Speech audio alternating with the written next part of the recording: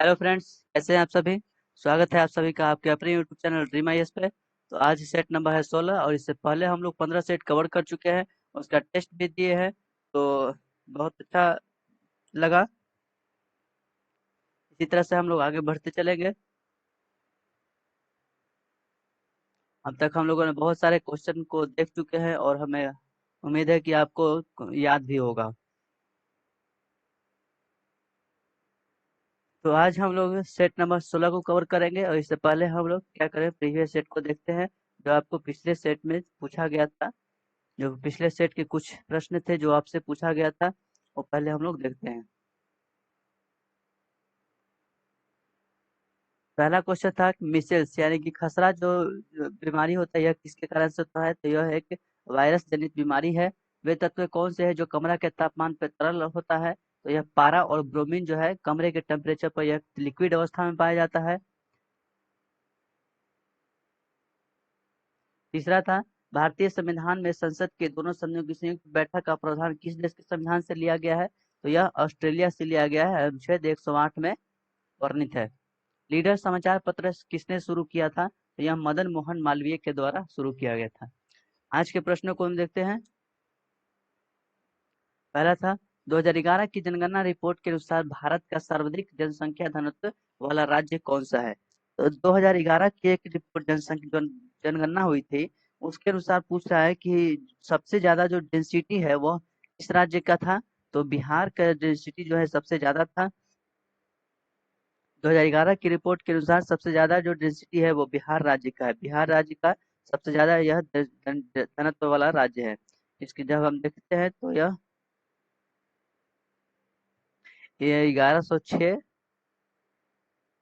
1106 kilo में hectare था। वहीं पश्चिम बंगाल को देखते हैं तो यह 1028 था। यह 2011 की रिपोर्ट के अनुसार ये आंकड़ा बताया जा रहा है। और केरल की जब बात करते हैं तो 860 था। और जब यूपी की बात करते हैं तो यह 829 था। लेकिन जब हम बात 2001 की हम बात करते हैं, जब रिपोर्ट 2000 जनगणना 2001 11 की रिपोर्ट की हम बात करते हैं तो सबसे ज्यादा जो था वो पश्चिम बंगाल के था। सबसे ज्यादा जो डेंसिटी था वो वेस्ट बंगाल का था। ये दोनों तथ्य आप ही याद रखेंगे। अंडमान निकोबार द्वीप समूह में किस प्रकार के वन पाए जाते हैं। तो अंडमान निकोबार हम जब देखते हैं तो यह बंगाल की खाड़ी में ये स्थित है। एक अंडमान निकोबार है जो कि कर्क रेखा विषुवत रेखा से यह नजदीक से यह क्रॉस करती है। विषुवत रेखा के यह काफी नजदीक पड़ जाता है। तो इसके वजह से ये जो यहाँ पे जो है अक्सर बारिश की संभावना बनी रहती है। जिसे यह शंकुधारी वन सदाबहार वन वहाँ पाए जाते हैं। सदाबहार वन पाए जाते हैं। इसके अलावा ये समुद्र तट के किनारे स्थित है। तो यह मैंग्रोव वन भी पाया जाता है। इसकी यहाँ की जो जलवायु होती है वह विषुवतीय जलवायु पाया जाता है। भारत में मानसून वार्निंग सेंटर कहाँ स्थापित किया गया है। वार्निंग सेंटर जो है भारत में भारतीय सुनामी अग्रमी चेतावनी केंद्र जो है यह हैदराबाद में इसको स्थापित किया गया है। यह 2007 से काम कर रहा है। यदि लोकसभा में बजट पारित नहीं होता है तो क्या होगा। यदि लोकसभा में बजट पास नहीं होता है तो क्या होगा। क्या वित्त मंत्री को इस्तीफा देना पड़ता है। क्या प्रधानमंत्री को इस्तीफा देना पड़ता है। क्या बजट को संशोधित करके लोकसभा के पटल पर रखा जाएगा। या फिर सरकार को यह इसमें इस्तीफा देना पड़ता है। तो ऑप्शन नंबर डी जो है यह सही है, क्योंकि जब बजट पेश नहीं करता है कोई भी सरकार, जब बजट पेश नहीं कर पाती है तो वो सरकार को इस्तीफा देना पड़ता है। ना कि किसी एक व्यक्तिगत रूप से किसी को इस पे इस्तीफा नहीं देना पड़ता है। पूरी से पूरी सरकार को इस्तीफा देना पड़ता है और पूरा सरकार का गठन किया जाएगा।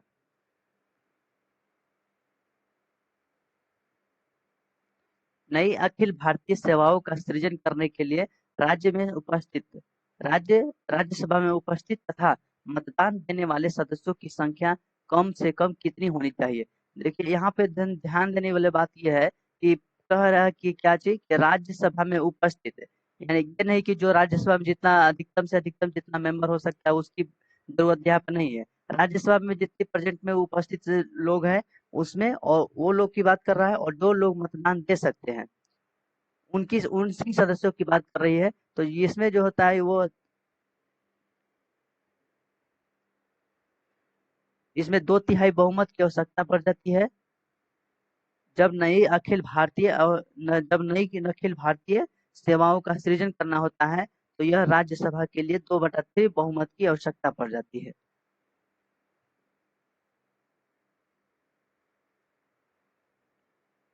लोकसभा में गण पूर्ति कोरम कुल सदस्य संख्या का कितना होता है? कौन गण पूर्ति कहे या फिर कोरम कह सकते हैं। अब ये गण पूर्ति और कोरम होता क्या चीज है? तो देखिए ये कोई भी जब इलेक्शन व्यक्ति लड़ता है या फिर लोकसभा में खड़ा होने के लिए हो, या फिर कोई विधानसभा में हो, या फिर कोई राज्य के अंदर मुखिया का व्यक्ति चुनाव लड़ रहा हो, कोई भी कहीं भी चुनाव लड़ने के लिए से पहले जब नॉमिनेशन किया जाता है, नॉमिनेशन करने के समय एक राशि भुगतान किया जाता है, एक राशि दिया जाता है, एक निश्चित राशि तय किया जाता है कि आपको कितना राशि जो है जमा करना होगा, अर्जित करना होगा, जमा करना होगा। जैसे मान लेते हैं कि जब मुखिया में कोई चुनाव लड़ने के लिए खड़ा होता है, तो उसको मान लेते हैं कि जो है ना चुनाव आयुक्त से कह दिया गया है आपके उनके द्वारा कि 3,000 रुपये जो है ना आपको देना पड़ेगा। यानी कि ये जमा कराना पड़ेगा राशि, और यही जो है ना गणपूर्ति कहलाता है। तो यही तो प्रश्न यही कहता है कि तो लोकसभा में संपूर्ति या कोरम कुल सदस्य का कितना होता है? तो यह 1/10 होता है। यह कहने का मतलब ये हुआ कि लोकसभा में जो खड़ा व्यक्ति होगा लोकसभा चुनाव के लिए, तो जितना राशि उसको देना होगा, उसको पुनः प्राप्त करने के लिए 1/10 सीट आपको चाहिए। यानी कि लोकसभा के जितना सदस्य है उसका 1 बटा कुल 10 सदस्य आपके पास आता है। तो आपको क्या होगा? तो आपका ये जो है ना ये रिटर्न किया जाएगा, गौर पूर्ति जो है कोरम आपको रिटर्न कर दिया जाएगा। यानी कि ये जो 1/10 हम कहें तो लोकसभा के जब बात करते हैं तो लगभग 55 सदस्य आपके सहमति इसमें होने चाहिए। वही राज्यसभा की जब हम बात करें तो राज्यसभा में भी उतना ही होता है। लेकिन यहाँ पे जब सीटों की संख्या कम होती है, इसलिए 1/10 इसका करेंगे तो लगभग में 25 सदस्य हो जाते हैं। तो इतने सदस्य जो है ना, आप 25 सदस्य या 55 सदस्य आपके समर्थन में होने चाहिए। और यदि आप इतना समर्थन नहीं ला पाते हैं तो आपकी जो है यह जमा पूंजी जो है, जो कोरम जो है वह पूरा नहीं होगा, वो आपको रिटर्न नहीं किया जाएगा। यदि आपको ये आप तो ये यदि आप ये जो है ना सदस्य आपके इतने समर्थ में होते हैं, तो आपको जितना जो कोरम जमा करते हैं वो सब आपको फिर पुनः वापस कर दिया जाता है।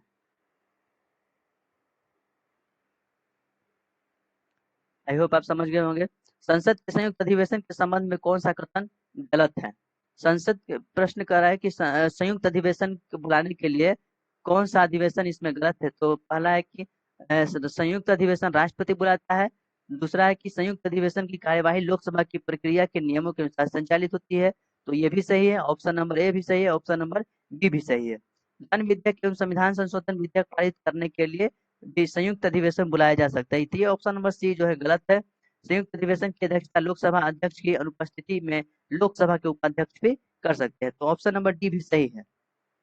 देखिए, जब संयुक्त अधिवेशन की बुलाने के लिए बात होती है तो यह राष्ट्रपति के द्वारा बुलाया जाता है। जब किसी ऐसे बिल के ऊपर जब कोई ऐसा बिल जिसके ऊपर कोई निर्णायक मत नहीं निकलता है, तो राष्ट्रपति के द्वारा एक संयुक्त अधिवेशन बुलाया जाता है। संयुक्त अधिवेशन बुलाया जाता है जिसमें लोकसभा और राज्यसभा के दोनों सदनों को एक साथ बुला करके उस बिल के ऊपर विचार विमर्श करके उसका निष्कर्षण निकाला जाता है। यह किसी न किसी एक, जैसे कि धन विधेयक का या संशोधन विधेयक करने के लिए, ये किसी एक के लिए नहीं होता है। ये कोई भी मतलब कि किसी भी बिल के वैसे बिल जो कि जिसके ऊपर निर्णय नहीं निकल पाता है, इसके जो अध्यक्षता होता है वो लोकसभा में एक नियम के अनुसार चलता है इसका कार्यकाल। इसके जो यदि लोकसभा में अध्यक्ष नहीं है तो उसके जगह पे उपाध्यक्ष जो है इसका संचालन कर सकते हैं।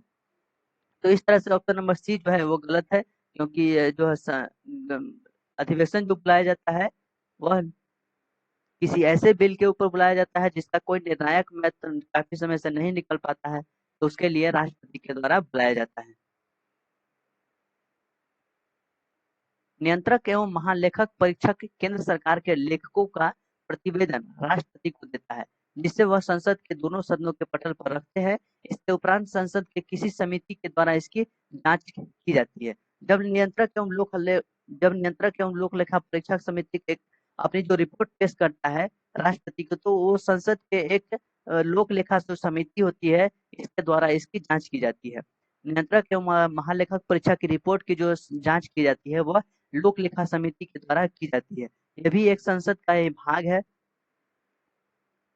संसद की एक समिति के द्वारा यह किया जाता है। इसमें लोक लेखा समिति में देखेंगे तो वर्तमान में 22 सदस्य हैं, जिसमें से 15 सदस्य जो होते हैं वह लोकसभा से आते हैं, और राज्यसभा से कितने सदस्य आएंगे? राज्यसभा से वर्तमान में 7 सदस्य आते हैं।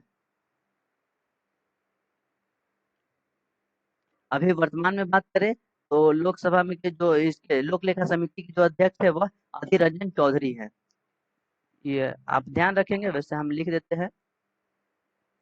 अध्यक्ष जो है वह अधीर रंजन चौधरी है।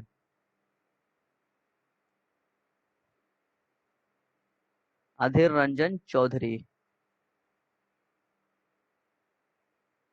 आप इस तरह समझ लीजिएगा। भारत की संचित निधि पर भारित व्यय निम्नलिखित में से कौन नहीं है?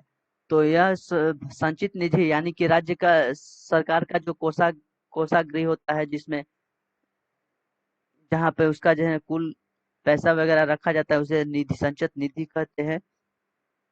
तो यह प्रश्न में यही करा है, तो यह ऑप्शन नंबर डी जो है यह सही है। उच्च न्यायालय के न्यायाधीशों के जो वेतन और भत्ते हैं वह राज्य भारत की संचित निधि के ऊपर भारत के संचित निधि से यह शामिल होता है। बाकी जो रिटायर्ड न्यायालय के होते हैं उनके वेतन वेतन जो है राज्य समेकित निधि में शामिल होता है। बस थोड़ा सा का डिफरेंस हो जाता है, आप ध्यान रखेंगे।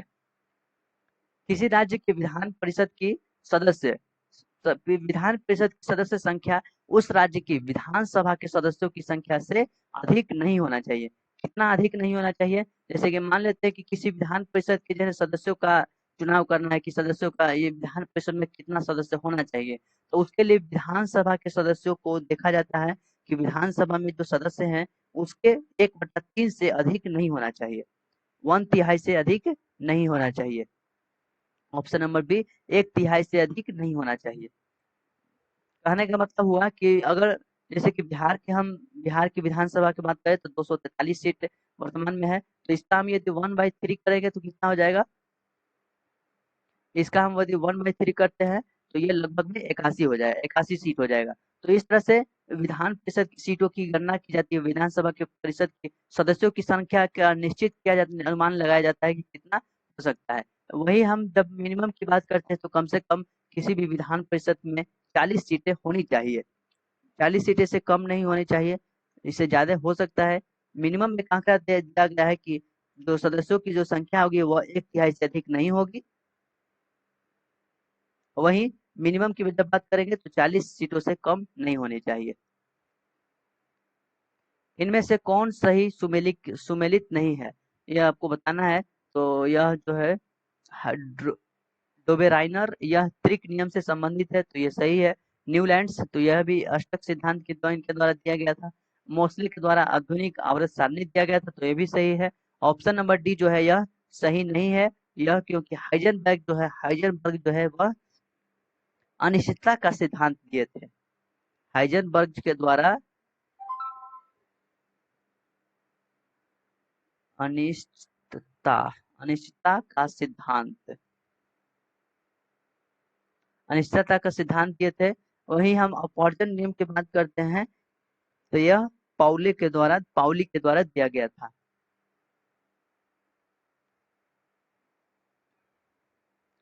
निम्न में से कौन सा कथन सही है? तो पहला है कि फ्यूज को सदैव परिपथ में समांतर क्रम में जोड़ा जाता है। दूसरा है कि विद्युत फ्यूज सामान्यतः तांबा तथा टिन मिश्र धातु का एक बना होता है। तो ऑप्शन नंबर डी जो है यह सही है, क्योंकि दोनों जो है ऑप्शन वो गलत है। ये दोनों ऑप्शन जो है वो गलत बता रहा है, क्योंकि ऑप्शन जब हम एक की बात करते हैं तो फ्यूज को हमेशा जो है फ्यूज को सदैव परिपथ में समांतर क्रम में नहीं जोड़ा जाता है, यह श्रेणी क्रम में इसको जोड़ा जाता है।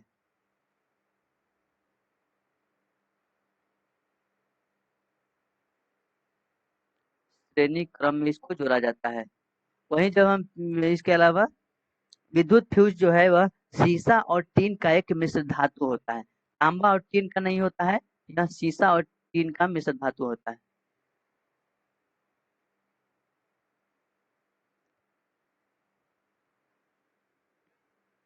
इसके अलावा वही इसका गलनांक और प्रतिरोध जो होता है वह कम होता है। एबी रक्त समूहों में क्या होता है? एबी रक्त समूहों में क्या चीज होता है? तो ये इसमें एंटीबॉडी नहीं रहता है। बाकी जो एंटीजन जो है ना वो एंटीजन इसमें रहता है। यह जो है ना यहाँ पे नहीं नहीं होगा, एंटीजन इसमें रहता है, एंटीबॉडी इसमें नहीं रहता है। ए बी ब्लड ग्रुप में जो है रेड सेल्स में ए और बी दोनों एंड में एंटीजन पाए जाते हैं। दोनों में एंटीजन पाए जाते हैं। इसके अलावा प्लाज्मा में कोई भी एंटीबॉडी नहीं पाया जाता है। कोई भी इसमें एंटीबॉडी नहीं पाया जाता है। तो ऑप्शन नंबर डी जो है, डी जो है वह सही होगा, एंटीबॉडी नहीं पाया जाता है। सूर्य के प्रकाश की किरणें विभिन्न रंगों में बट जाती है, क्यों? क्योंकि जब पृथ्वी की दोनों सतहों पर किरणों किरणों का अपवर्तन होता है, या प्रिज्म की दोनों सतहों सतहों पर किरणों का विचलन होता है, या फिर प्रकाश के किरणें विद्युत चुम्बकीय तरंग है, या फिर विभिन्न रंगों की किरणों का विचलन भिन्न भिन्न होता है। सूर्य के प्रकाश की जो किरणें है वह विभिन्न रंगों में बट जाती है, क्योंकि प्रिज्म की दोनों सतहों पर किरणों का विचलन होता है। प्रिज्म की ऑप्शन नंबर बी, प्रिज्म की दोनों सतहों पर किरणों का विचलन होता है और यह इंद्रधनुष का एक निर्माण करता है। जब कोई भी क्रिस्ट किरणें प्रिज्म से गुजरती है तो यह 7 रंगों में विभक्त हो जाती है। उत्प्लावन बल निर्भर करता है। उत्प्लावन बल किस पर निर्भर करता है? तो द्रव की गहराई पर, विस्थापित द्रव के घनत्व पर, विस्थापित विस्थापित के आयतन पर, विस्थापित द्रव के भार पर। तो यह विस्थापित द्रव के घनत्व पर उत्प्लावन बल जो है ये निर्भर करता है। विस्थापित द्रव के घनत्व के ऊपर यह उत्प्लावन बल जो है यह निर्भर करता है। यह तरल का घनत्व जितना अधिक होगा, यह उत्प्लावन बल जो है उतना अधिक होता है।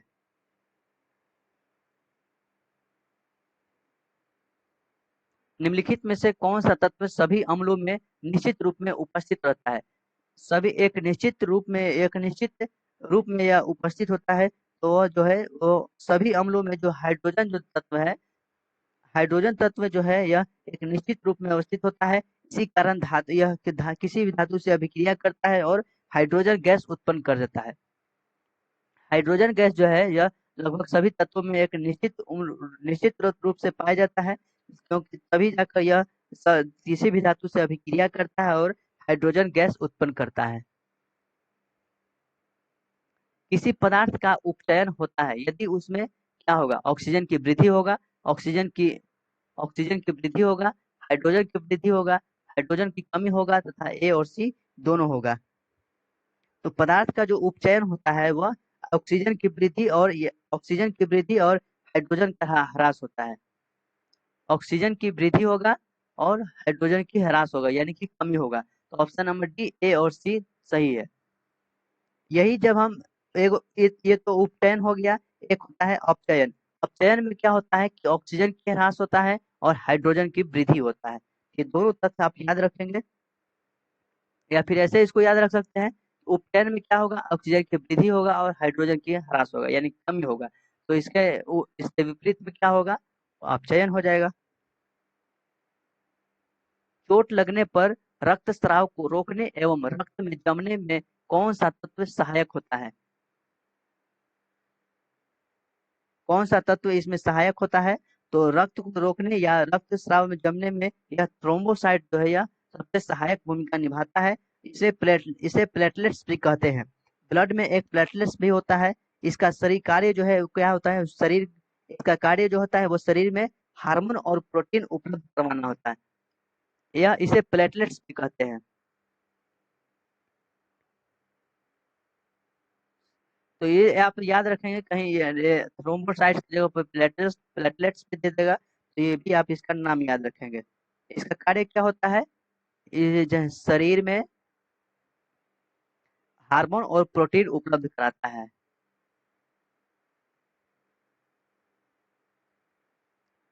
हार्मोन प्रोटीन उपलब्ध।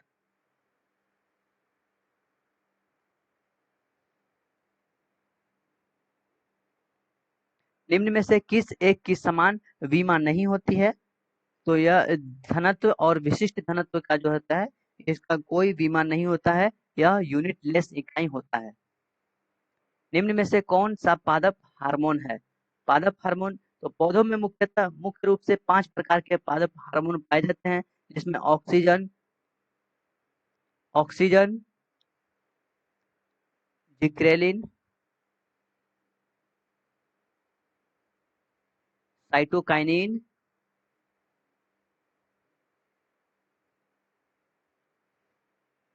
इथाइलिन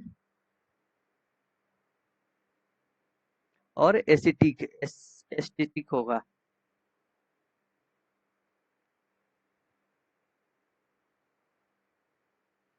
तो ये 5 प्रकार के हार्मोन जो होते हैं पौधों में पाए जाते हैं। तो इसमें जो है साइकोटीन जो है, यह ऑप्शन नंबर सी से अनुसार आपका सही होगा।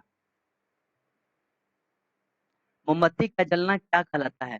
या रासायनिक परिवर्तन होगा, या भौतिक परिवर्तन होगा, या फिर यह दोनों होगा, उपरोक्त में से कोई नहीं। मोमबत्ती का जलना जो है, यह रासायनिक परिवर्तन और भौतिक परिवर्तन दोनों होता है। जब यह मोमबत्ती जलती है तो यह एक लौ लौ यह उत्पन्न करती है, लौ का दहन होता है। मोमबत्ती का जलना एक दहन प्रक्रिया है। दहन प्रक्रिया जो होता है, यह एक रासायनिक प्रक्रिया होता है। दहन प्रक्रिया जो होता है, वह एक रासायनिक परिवर्तन होता है, रासायनिक प्रक्रिया होता है। लेकिन जब यही मोम पिघल करके नीचे आता है और पुनः यह मोम का निर्माण करती है, यानी कि मोम पुनः वो मोम में परिवर्तित हो जाता है, तो यह भौतिक परिवर्तन कहलाता है। जब मोमबत्ती जलती है तो यह एक दहन प्रक्रिया होता है, जिसे रासायनिक परिवर्तन कहते हैं। लेकिन पुनः यह वापस मोम मोम से मोम में कन्वर्ट हो जाता है, तो इसे भौतिक परिवर्तन कहते हैं। तो ऑप्शन नंबर सी सही होगा, दोनों। निम्न में से कौन यूकैरियोटिक कोशिका के संबंध में सही नहीं है? तो कौन सा सही नहीं है? यह सेल्यूलोज की बनी होती है, सही है। इसमें केंद्रक अनुपस्थित, इसमें 80 प्रकार के राइबोसोम उपस्थित होते हैं, तो ये भी सही है। इसमें इसके केंद्रक में अनुपस्थित होता है, तो यह जो है अनुपस्थित नहीं, इसमें ऑप्शन नंबर सी जो है, यह गलत है। ऑप्शन नंबर सी जो है, यह गलत है। प्रकाश संश्लेषण की क्रिया क्लोरोप्लास्ट में होती है, तो ये भी सही है। यूकैरियोटिक कोशिका में केंद्रक चिह्न उपस्थित नहीं होता है। यह यह अर्धसूत्री या समसूत्री विभाजक में होता है।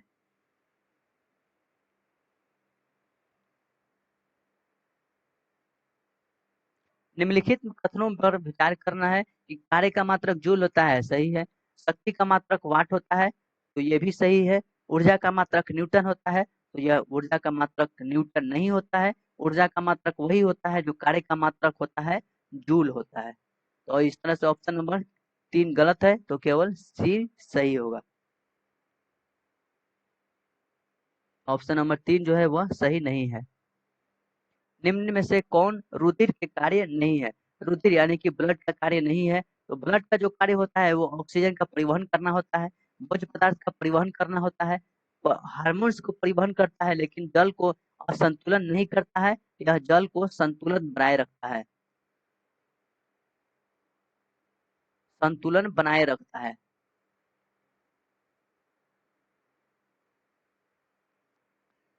ऑप्शन नंबर सी सही होगा। ब्रोंकाइटिस रोग शरीर के किस अंग को प्रभावित करता है? तो ब्रोंकाइटिस एक प्रकार के रोग है। इसके अलावा कुछ और रोग की बात करें, तो जिसमें निमोनिया हो गया या फिर टीबी हो गया, तो ये कुछ कुछ रोग हैं, ब्रोंकाइटिस, निमोनिया, टीबी, जो शरीर के फेफड़ों को प्रभावित करता है। ये इससे जो है ना फेफड़ा प्रभावित हो जाता है।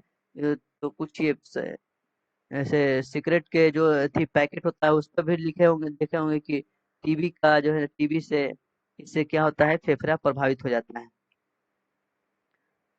तो ये थे आज के 25 क्वेश्चन। आई होप आपको समझ में आया होगा। वीडियो अच्छा लगा हो तो लाइक और शेयर जरूर करिएगा। आज के कुछ प्रश्न को देख लेते हैं। पहला क्वेश्चन कह रहा है कि जो मेघालय के पठार को 3 भागों में बांटा गया है, गारो, खासी, जयंतिया पहाड़ी, इसका विभाजन जो है ना, किस आधार पे किया गया है? प्रति व्यक्ति आय निकाला जाता है, इसको आपको बताना है। आयका विद्रोह के प्रमुख नेतृत्वकर्ता कौन थे? और चौथा है, इस उपनिषद में सभी आश्रम व्यवस्था का वर्णन मिलता है। तो कुछ 4 प्रश्न है जो पिछले सेट में आपको दिया गया था, पिछले सेट में आपको बताया गया था। इसका उत्तर आपको कमेंट में बताना है। कमेंट में बताइए इसका आंसर। यदि आप सेट को देख चुके हैं, यदि नहीं देखे हैं तो आप प्रीवियस सेट में जाकर के देख सकते हैं। इसके अलावा यदि आप मेरे ग्रुप टेलीग्राम ग्रुप से जुड़कर तैयारी करना चाहते हैं तो आप हमें वहां भी मैसेज कर सकते हैं और ग्रुप में ज्वाइन कर सकते हैं। इसके अलावा वीडियो को लाइक और शेयर जरूर करिएगा। वीडियो को लाइक और शेयर करने से मेरा मनोबल जो है ना और बढ़ जाता है, और भी इच्छा करता है कि और जो है ना और बेहतर आप बेहतर से बेहतर किया जाए। इसी तरह से वीडियो में बने रहेंगे। मिलेंगे हम लोग नेक्स्ट वीडियो में। इसके अलावा बड़ों का आदर करिए, छोटों को प्यार करें और अपना व्यक्तित्व इस तरह से बनाएं ताकि महिलाएं आपके साथ सुरक्षित महसूस करें। मिलेंगे हम लोग नेक्स्ट वीडियो में, तब तक के लिए जय हिंद।